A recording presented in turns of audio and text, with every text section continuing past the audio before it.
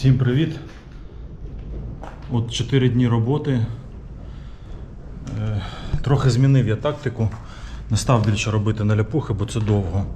А одразу намащую шар штукатурки до 5 мм і на нього кладу сітку і просто втоплюю її шпателем і все. Дивіться, як рівно виходить. Рівно і швидко.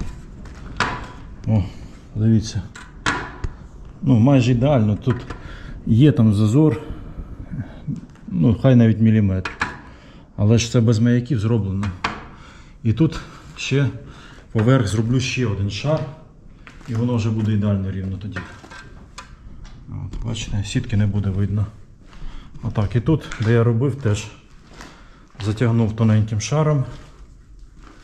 Затягнув, дивіться, ось, взагалі рівнота. Просто поверх таким самим тоненьким шаром штукатурки. Отак. І дивіться, скільки я вже зробив за 4 дні. От тут все зроблено. От, тут розетки, бачите? Говорили, що сильно втопив, але так як шар штукатурки маленький, то якраз як треба все вийшло. Вивів провода під інвертор, який тут буде колись висіти. Значить, ще розетка. Провода закладені, пішли, вони підуть на будинок. От, це все повністю кімната зроблена. Отут трохи залишилось, сьогодні дороблюю. Ось. І ще тоненьким шаром штукатурки проходжусь. І все, і буде ідеально рівно.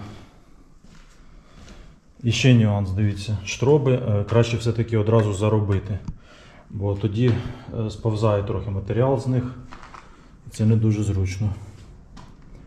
Ну так, от така історія. Тож, отак робиться штукатурка. А на те, що там мені розказують, що не дай Боже такого штукатура, спробуйте ще знайти такого штукатура. Ще покажу, як в останнє вийде, а потім як я його пофарбую і побачите, як воно буде ідеально рівно під фарбою. І не треба навіть нічого шпаклювати. На цьому все. Слідкуйте, підписуйтесь. Всім пока.